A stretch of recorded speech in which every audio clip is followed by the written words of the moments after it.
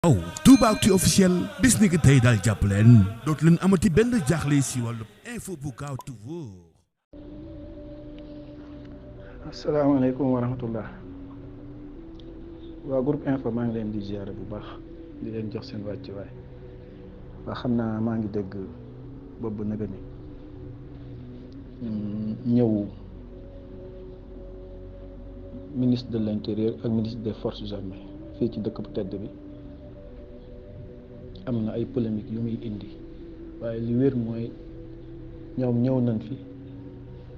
lii ñu bind ni Cheikh Bass Abdou Khadir moo leen recevoir demewut noonu sëriñ bi moo leen recevoir bi ñuy ñëwit ñoom ndigalal Macky Sall leen fi ñëwee la doon seen tànkit mooy leeral ci sëñ bi tolluwaayu réew mi xamal ko ni ko génnul ci waxi troisième mandat boobu mu ni ko woon duma ko def ndax sëriñ bi du ko tere woon waaye réew mi moo dugg ci ay jafe-jafe yoo xam ne il faut mu lijjanti ko lu ko mooy mën naa dugal réew mi ci guuta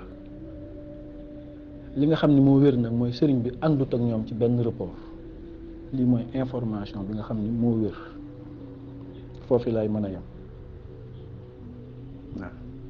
ndax bëgg laytaayoo yoon wi ak politique yoon wi moo tax yenn yi ñu koy doxal waaye ñu nit nan mat ay ndaw yu seen taxawaay dëgër te la nga xam ni moo cay dëgg ñu génnee ko wax ko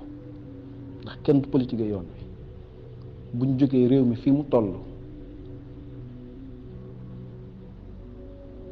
institution jóg ministre de l'intérieur ministre des forces armées ñu ni président moo leen yoon ñooñu sëriñ bi waru leen a tëju moo tax du leen tëju sëriñ bi ba muy wax ni nan ma may politiciens yi nan ma may politiciens yi la wax ak campagne yi waaye ñii dafa am lu leen tax a jóg tolluwaayu réew mi ñun mënuñu nag di wax ni sëriñ si nañu wax kilifa yi nañu wax